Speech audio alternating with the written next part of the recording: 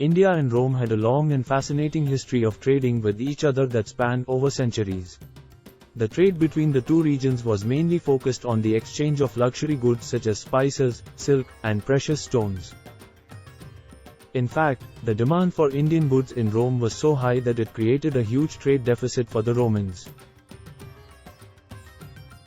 The trade between India and Rome can be traced back to the 3rd century BCE. At the time, the Roman Empire was rapidly expanding and seeking new sources of wealth and power. India was renowned for its spices, which were highly valued throughout the ancient world for their medicinal and culinary properties. The Romans were interested in Indian spices such as pepper, cinnamon, and ginger, which were used to flavor their food and wine. These spices were transported from India to Rome through the Red Sea and the Mediterranean Sea.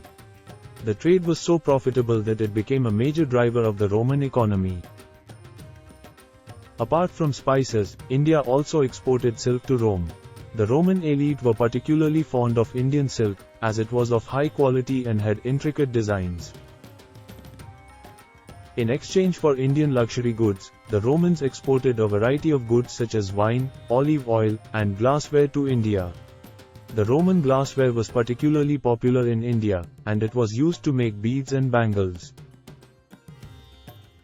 However, the system was not sustainable. Although the Roman state made up to a third of its income from import taxes of Eastern trade goods, the international commerce threatened the long-term stability of the Roman economic system. Most of the product that the empire received from India were perishable consumables like spices that could not be produced in the West, due to the environmental conditions. The Romans had no comparable product that could meet the cost of acquiring these goods from distant markets. So they had to export gold coins to pay for spices, incense and pearls. As Pliny the Elder wrote, both pepper and ginger grow wild in their respective countries, yet here we buy them by weight, using so much gold and silver. The trade between India and Rome had a significant impact on both regions. It led to a new cuisine and customs in the West and the growth of cities and ports in India, such as Kaveripattinam and Arikamedu. These ports have only been recently excavated and served as important trading centers for the exchange of goods between India and Rome. They also became centers of cultural exchange, where Indian and Roman traders, scholars, and artisans mingled and shared their ideas and traditions. Legend has it that the ancient port city of Kaveripattinam had to face the wrath of the sea. The then Chola king, who was anguished by the death of his son, had forgotten to celebrate the annual Indra festival. This infuriated the gods and caused the city to be destroyed by the sea in 300 BC, as mentioned in the famous poem Manimakalai. The reason for the destruction of the city, as researched by the National Institute of Oceanography, was the periodic sediment erosion and tsunamis. So maybe the ancient epic had a religious explanation for the historic events.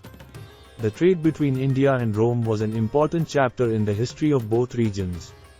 It led to the exchange of goods, ideas, and cultures, and contributed to the growth of their economies. The legacy of this trade can still be seen in the many cultural and artistic treasures that have survived from ancient India and Rome.